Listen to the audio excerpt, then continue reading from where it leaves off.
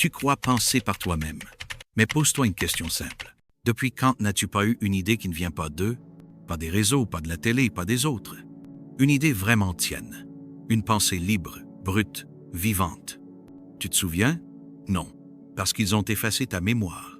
Ils ont dressé ton cerveau comme on dresse un chien. À chaque aboiement bien placé, une friandise. À chaque silence, un coup de pied invisible. Tu ne t'en rends même plus compte. Mais ton esprit a été débranché.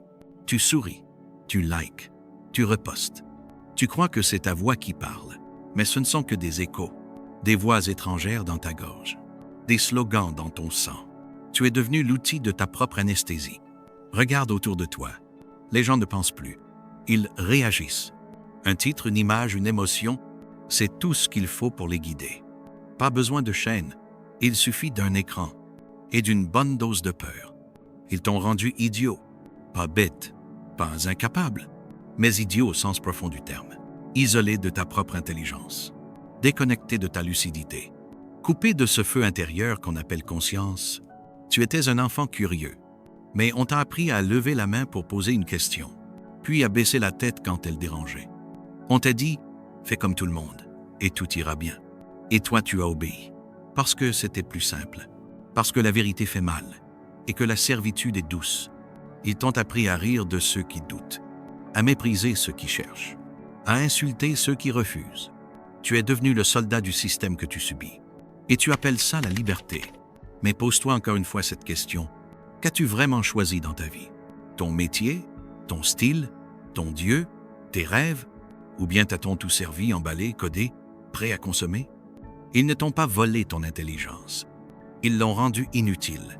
Ils ne t'ont pas détruit. Ils t'ont endormi. Et maintenant tu avances, les yeux ouverts mais l'âme fermée. Tu répètes des opinions que tu n'as jamais examinées. Tu défends des idées que tu ne comprends pas. Et tu rejettes la vérité quand elle ne te caresse pas dans le sens du poil. Mais il n'est pas trop tard. Si tu es encore là, si tu regardes cette vidéo, c'est qu'une partie de toi résiste encore, un éclat de lucidité, un doute, un refus. Et c'est par là que tout commence. Tu veux savoir comment ils ont fait? Tu veux comprendre les mécanismes, les pièges, les techniques? Tu veux te réapproprier ton cerveau? Alors reste, regarde jusqu'au bout. Et surtout, ne regarde pas seul. Partage cette vidéo. Pas pour les vues, pas pour les likes, mais parce que chaque fois qu'un esprit se réveille, le mensonge perd du terrain. Abonne-toi si tu veux aller plus loin.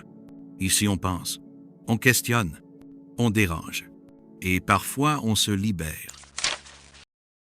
L'endoctrinement invisible. Ils n'ont pas eu besoin de chaînes, pas besoin de fouet, ni de cris. Ils ont fait mieux. Ils t'ont offert une chaise et un tableau. Et ils t'ont dit, assieds-toi, écoute, répète. Et toi, tu as obéi, parce que tout le monde obéissait. Et que désobéir, c'était risquer d'être seul. Voilà comment commence le formatage. Là, dans une salle de classe, avec des murs blancs, des pupitres alignés et des yeux fatigués. Tu avais 6 ans.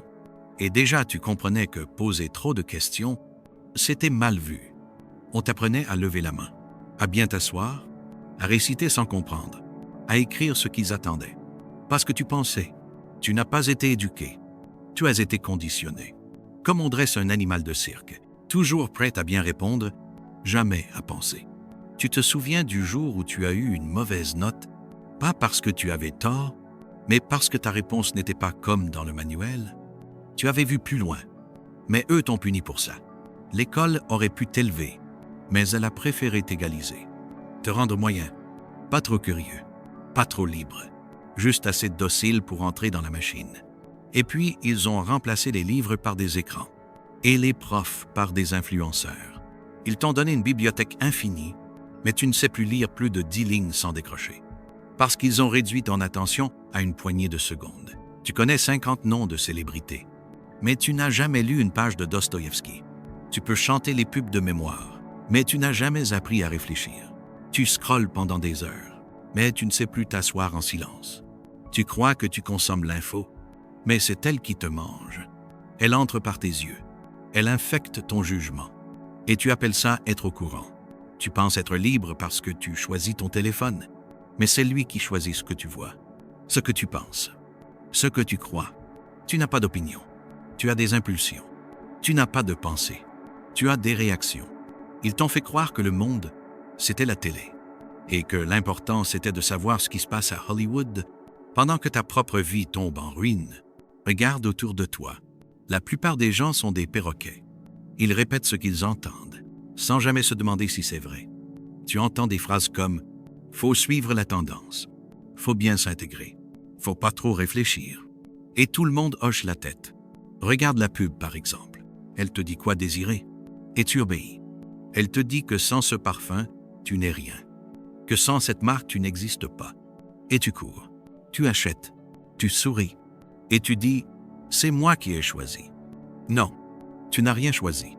Tu as juste été bien entraîné. Tu veux un autre exemple? Écoute un débat politique.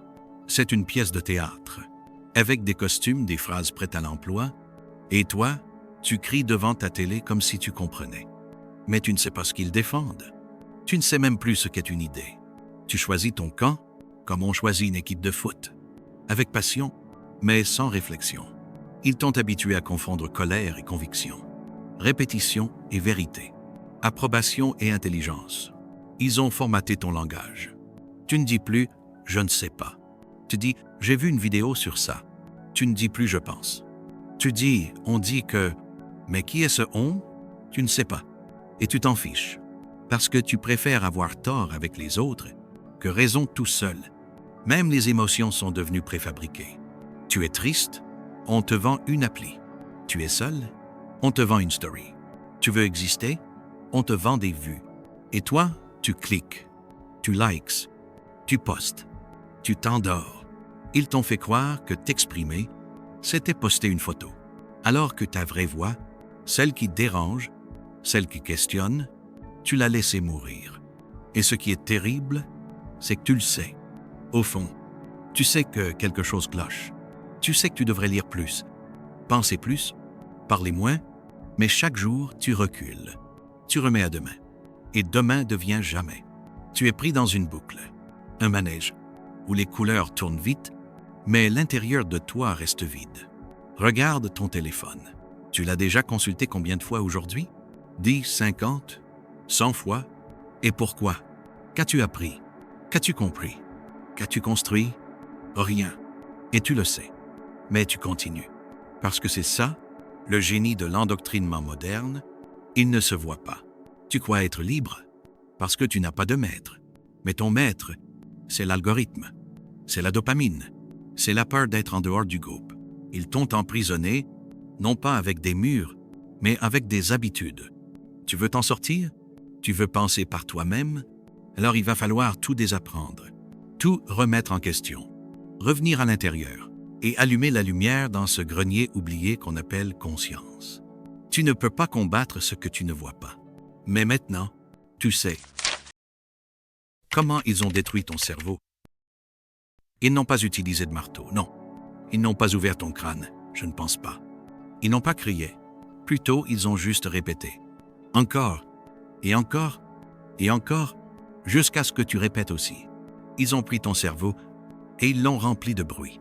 Pas de mensonges évidents, mais de demi-vérités, d'émotions sans logique, de peurs recyclées. Ils ont d'abord brisé ta capacité à t'ennuyer. Avant, l'ennui était une porte, une fenêtre ouverte sur l'imagination. Aujourd'hui, c'est un vide que tu refuses. Alors tu scrolles, tu tapotes, tu fuis. Chaque silence est devenu insupportable. Chaque temps mort est comblé par une dose. Un son, une image, une notification. Et petit à petit, ton cerveau s'est habitué à ne plus penser. Ils ont ensuite détruit ta mémoire profonde. Tu n'apprends plus, tu recherches, tu ne retiens plus, tu sauvegardes, tu n'explores plus, tu tapes sur Google. Ils ont fait de toi un animal dépendant. Dépendant de l'instant, dépendant de l'accès rapide, dépendant de ce qui clignote. Tu ne construis plus des idées, tu les consommes. Tu ne laisses plus mûrir la pensée, tu passes à la suivante. Et tu appelles ça être informé. Puis ils ont attaqué ta logique. Ils t'ont exposé à des milliers d'images, mais sans contexte, sans hiérarchie, sans profondeur. Un chat mignon, une guerre, un selfie, une famine, tout sur le même fil, tout à la même vitesse. toutes avec la même importance. Aucune. Résultat, ton cerveau ne distingue plus. Il ne sait plus ce qui compte. Ce qui est vrai, ce qui est grave. Il réagit à tout et comprend presque rien. Écoute par exemple une émission d'actualité. Il parle d'un sujet pendant 4 minutes, avec un expert, un contradicteur, un présentateur. Il crie, il coupe la parole. Il balance 3 chiffres, puis il passe à la météo. Et toi, tu te crois informé. Mais tu ne sais rien. Tu as juste été traversé par des mots, comme un tunnel traversé par le vent. Ils ont cassé ton attention. Et sans attention, aucune pensée ne peut survivre. Ils ont aussi détruit ton conflit intérieur. Avant, quand une idée entrait en toi, elle rencontrait une résistance. Tu la confrontais à ce que tu savais, à ce que tu croyais. Tu débattais avec toi-même. Mais maintenant, tout est validé. Tout est absorbé sans filtre. Parce que tu es fatigué. Parce que tu n'as plus la force de penser contre. Et surtout, ils ont détruit ton doute. Ils ont fait du doute un ennemi, une faiblesse, une maladie. Alors que le doute, c'est le début de l'intelligence. Mais aujourd'hui, tout le monde a un avis sur tout, même sans rien savoir, même sans rien comprendre. Et toi aussi, parce qu'ils t'ont appris à avoir peur du vide, à détester l'incertitude, à rejeter la nuance. Tu veux un autre exemple? Regarde les commentaires sous une vidéo. Tout le monde juge, tout le monde tranche. Avec 10 secondes d'écoute, on se croit apte à condamner une idée. La réflexion lente a disparu. Elle est morte, étouffée sous l'urgence de donner son avis. Ils t'ont aussi désensibilisé. Tu vois des morts tous les jours, des drames, des larmes, mais tu continues de manger ton repas. Ils ont fait de la souffrance un fond sonore, de la misère une image de plus. Et ton cerveau, pour survivre, a appris à ne plus ressentir. Alors tu vis, mais sans vibration. Et ce n'est pas tout. Ils ont injecté en toi une idée perverse, que penser ne sert à rien. Tu veux réfléchir? On te traite de compliqué. Tu poses des questions? On te dit « arrête de te prendre la tête ». Tu veux lire? Philosopher? On te dit que ce n'est pas utile, que ça ne paye pas, alors tu abandonnes et tu deviens ce qu'ils voulaient. Un automate performant, mais vide. Ils ont remplacé ton langage intérieur par un flux extérieur. Tu ne t'écoutes plus. Tu consultes, tu ne ressens plus. Tu compares, tu ne vis plus. Tu regardes les autres vivre. Tu regardes la vie comme on regarde une série. Et même quand tu souffres, tu le fais en silence. Parce que tu n'as plus les mots. Parce que tu n'as plus le vocabulaire. Juste des émojis. Juste des likes. Juste des filtres. Et voilà comment ils ont détruit ton cerveau. Sans violence. Sans cris. Sans guerre. Juste avec du bruit. Du confort. De la répétition. Ils n'ont pas besoin que tu sois bête. Juste que tu sois occupé. Distrait. Fatigué. Ils ont compris une chose essentielle. Un esclave heureux ne se révolte jamais. Et toi? Es-tu heureux? Ou juste occupé? Mais il reste une faille dans leur plan. Un détail qu'ils ne peuvent pas contrôler. Ta lucidité. Ton feu intérieur. Ta capacité à dire non. Non à l'automatisme. Non au conditionnement. Non à la soumission douce. Si tu écoutes encore, c'est que ce feu brûle encore. Et c'est lui que tu dois nourrir. C'est lui que tu dois réveiller. Parce que ce monde n'a pas besoin de plus d'opinions. Il a besoin d'esprit lucide, de conscience éveillée, de cerveau qui refuse de dormir. Et si tu es encore là, alors tu peux redevenir l'un d'eux. Le confort contre la liberté. Ils n'ont pas eu besoin de te menacer. Ils n'ont pas eu besoin de te forcer. Ils ont juste rendu ta cage confortable. Un lit moelleux, un écran lumineux, un salaire qui tombe à la fin du mois et quelques distractions bien placées. C'est tout. Ils ont remplacé ta volonté par l'habitude et ta rage par la peur de perdre ce que tu crois posséder. Tu crois être libre parce que tu peux sortir, parce que tu peux acheter, parce que tu peux parler. Mais si demain, on t'enlevait ton téléphone, ta connexion, tes routines, est-ce que tu saurais encore qui tu es? Ils t'ont appris à confondre la liberté avec le confort, et c'est là leur plus belle victoire. Ils ont fait de toi un esclave volontaire, pas parce qu'ils t'ont brisé, mais parce qu'ils t'ont comblé. Tu n'as pas eu besoin de chaîne. Ils t'ont donné un canapé, un abonnement, des soldes, et tu as dit « merci ». Tu as troqué ta souveraineté contre la sécurité. Souviens-toi, La première fois que tu as eu une idée différente, on t'a dit « tu vas trop loin ». Tu te compliques la vie. Pourquoi chercher plus loin? Et petit à petit, tu as rangé ton feu intérieur dans une boîte. Tu l'as éteint à coups de compromis, à coups de confort, à coups de « ça ira bien comme ça ». Ils t'ont donné un emploi et tu as oublié tes rêves. Ils t'ont donné des applis et tu as oublié tes livres. Ils t'ont donné des objectifs simples, réussir, consommer, être vu. Mais jamais ils ne t'ont dit « qui veux-tu vraiment devenir ?» Parce que cette question réveille et qu'ils veulent que tu dormes. Tu veux un exemple? Regarde comme les gens défendent leur propre servitude.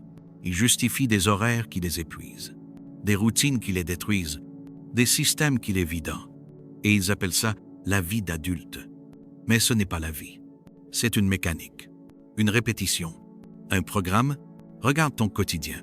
Tu te lèves, tu travailles, tu rentres, tu manges, tu regardes un écran, tu dors et tu recommences.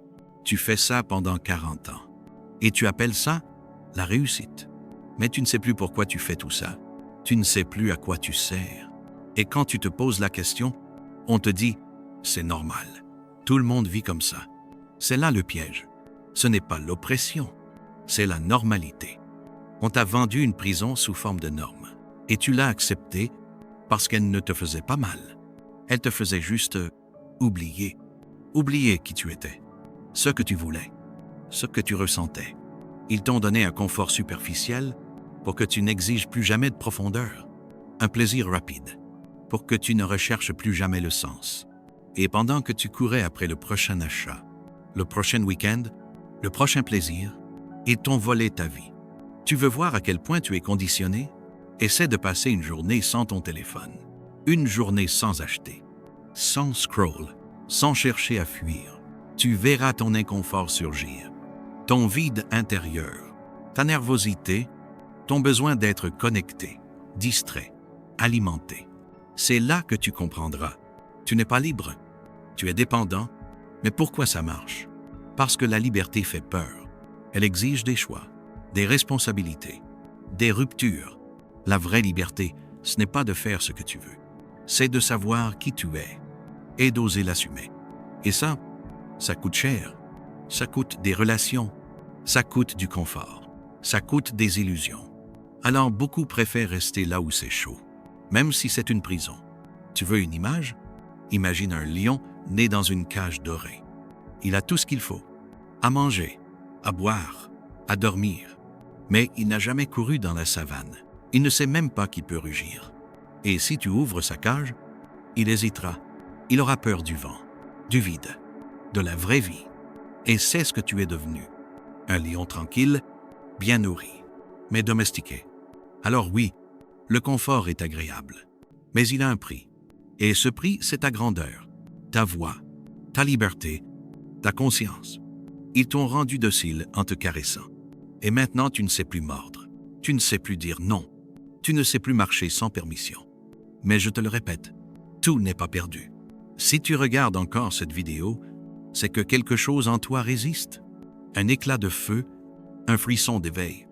Alors écoute bien, tu n'as pas besoin d'être parfait. Tu n'as pas besoin d'être un héros. Tu as juste besoin de refuser de continuer à dormir. Refuse la facilité. Refuse l'anesthésie. Refuse la soumission douce. Et commence, petit à petit, à reconstruire ton esprit, à réapprendre l'effort, le silence, le vide, la lenteur. C'est dur, mais c'est le seul chemin vers la vraie liberté. Le prix de l'ignorance. L'ignorance n'est pas une absence. Ce n'est pas un vide. Ce n'est pas un manque d'information. L'ignorance est une prison, un poison lent, invisible, silencieux, mais fatal. Elle ne fait pas mal tout de suite. Elle endort, elle apaise, et pendant que tu souris, elle te dévore. Platon, il y a plus de 200 ans, l'avait déjà compris. Il écrivait « L'ignorance est la racine de tous les maux.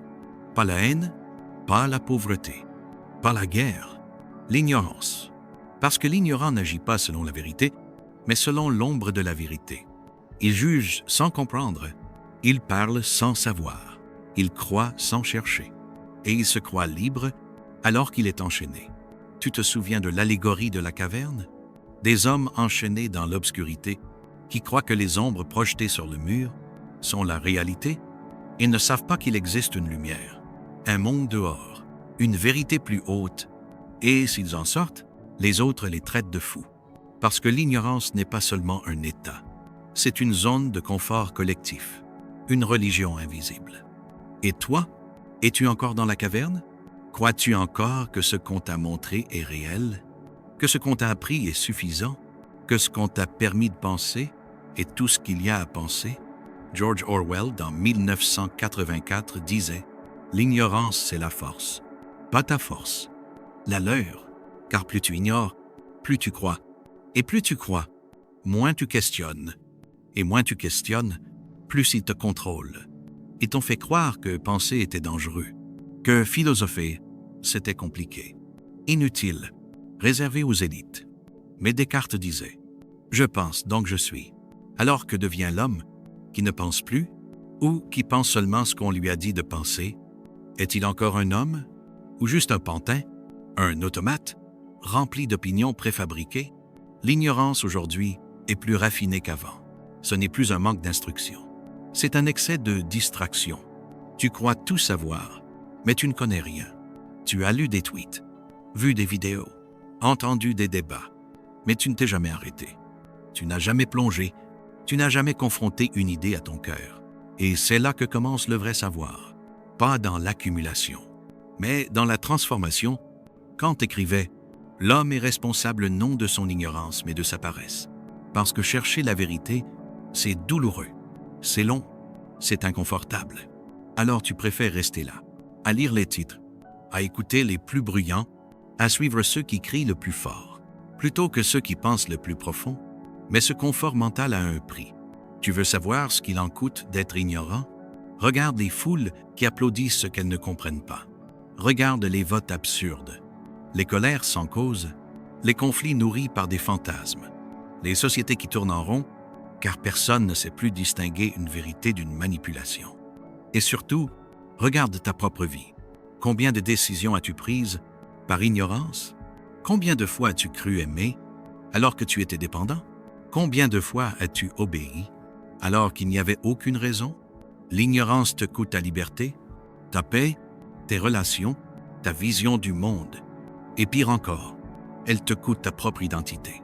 Spinoza disait « Les hommes se croient libres parce qu'ils ignorent les causes qui les déterminent. Tu crois être libre, mais tu ne sais pas pourquoi tu veux ce que tu veux. Tu ne sais pas d'où viennent tes désirs, tes peurs, tes croyances.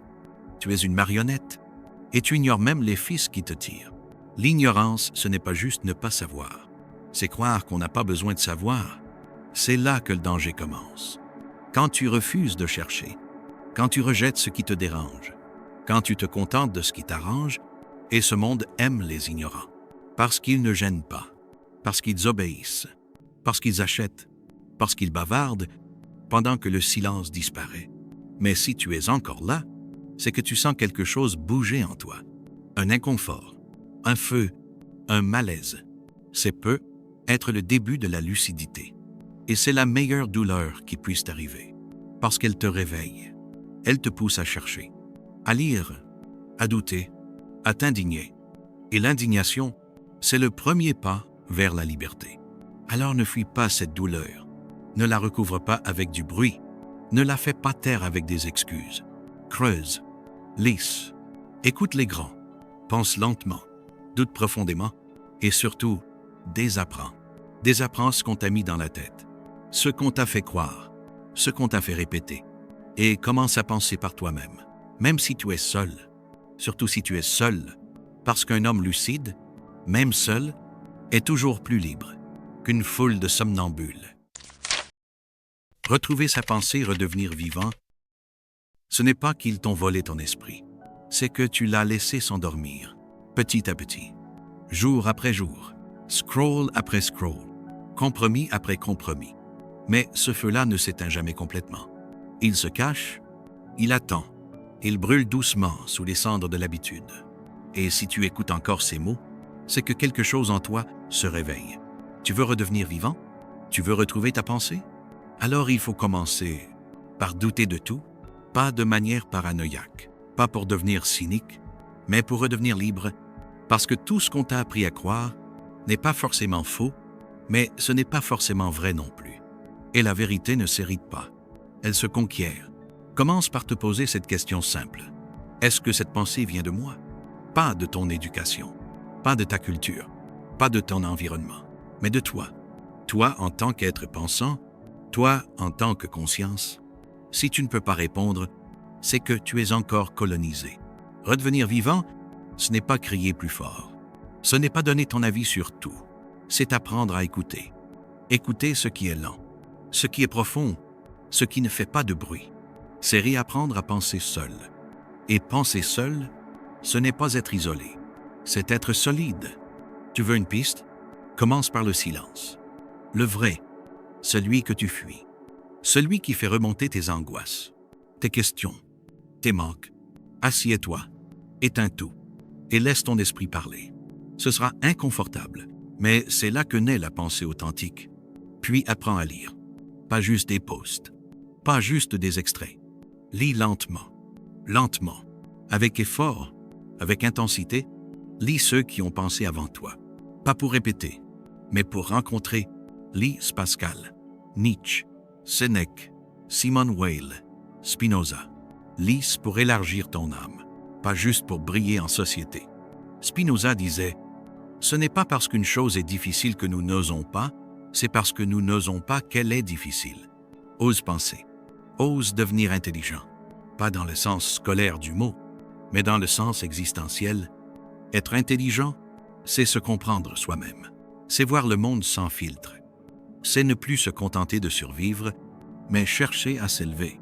Ensuite, apprends à être seul, pas solitaire, pas exclu, mais indépendant. Un esprit libre ne suit pas la foule. Il l'observe, il la questionne, et parfois il marche à contre-courant. Être seul dans ses idées, c'est souvent le signe que tu es sur la bonne voie, parce que la vérité est rarement majoritaire. Réapprends à ressentir, à écouter ton corps, tes émotions, pas pour qu'elles te dominent, mais pour qu'elles deviennent des signes. Redevenir vivant, c'est aussi sortir de la torpeur affective. C'est se reconnecter à ce qui te fait vibrer. L'art, la nature, la prière, l'effort, tout ce qui demande une présence pleine. Fuis ce qui t'anesthésie. Cherche ce qui t'éveille. Et surtout, réapprends à dire non. Non aux idées toutes faites.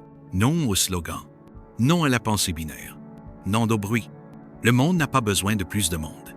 Il a besoin de plus d'êtres éveillés. Tu veux redevenir vivant? Apprends à désapprendre, à déprogrammer, à recommencer. Ce sera long. Tu tomberas, tu douteras, mais tu renaîtras avec des yeux neufs, avec un cœur qui entend, avec un esprit libre. Simone Weil disait « L'attention absolument pure est prière.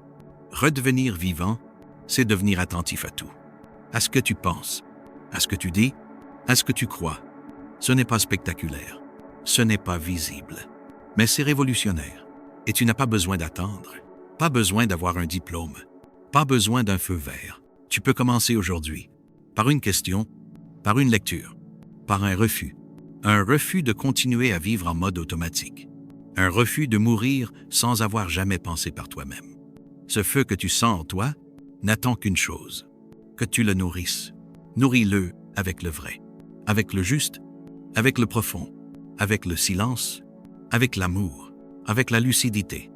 Et tu verras, ta pensée reviendra, ta vie reprendra du goût, et tu deviendras dangereux. Dangereux pour tous ceux qui vivent de l'ignorance. Dangereux pour les puissants du mensonge. Dangereux pour les systèmes qui te préfèrent muet. Car un homme qui pense est un homme qui vit. Et un homme qui vit n'est jamais docile. Tu es arrivé jusqu'ici, et rien que ça, c'est une révolte. Parce que dans un monde qui t'apprend à zapper, à tout consommer vite, à tout fuir dès que ça devient inconfortable, le simple fait d'écouter jusqu'au bout, c'est déjà penser autrement. Alors maintenant, regarde-toi, pas comme un produit, pas comme un consommateur, mais comme un être vivant, pensant, libre ou en train de le redevenir. On t'a rendu idiot, oui, mais on ne t'a pas détruit. On t'a endormi, mais pas tué. Et ce que tu fais à partir de maintenant, c'est ça qui va tout changer. Tu ne peux plus dire « Je ne savais pas. Tu ne peux plus prétendre que tout va bien. Tu as vu la cage. Tu as entendu l'écho de tes chaînes mentales. Tu as senti que quelque chose clochait et tu as reconnu en toi le besoin de vérité. Pas une vérité qui brille, mais une vérité qui brûle. Celle qui transforme, qui dérange, mais qui libère. Alors maintenant, le choix est à toi. Tu peux refermer cette vidéo et tout oublier. Replonger dans le flux, dans l'écran, dans le confort, où tu peux dire « assez, assez d'être manipulé, assez d'être endormi, assez de vivre à côté de toi-même ». Tu peux décider dès aujourd'hui de reconstruire ton esprit, de lire, de douter, d'écouter le silence, de parler vrai, de désobéir à ce qui t'abaisse et d'obéir enfin à ce qui t'élève. Tu n'as pas besoin d'être parfait. Tu n'as pas besoin d'être un philosophe. Tu as juste besoin d'être vivant, présent, réel, et de ne plus laisser le monde penser à ta place. Alors si ce message t'a parlé, partage-le, commente, abonne-toi, mais surtout réfléchis, parce que les idées ne suffisent pas. Il faut qu'elles deviennent des actes. Et une dernière question. Avant de se quitter, combien de temps vas-tu encore attendre avant de devenir ce que tu es vraiment?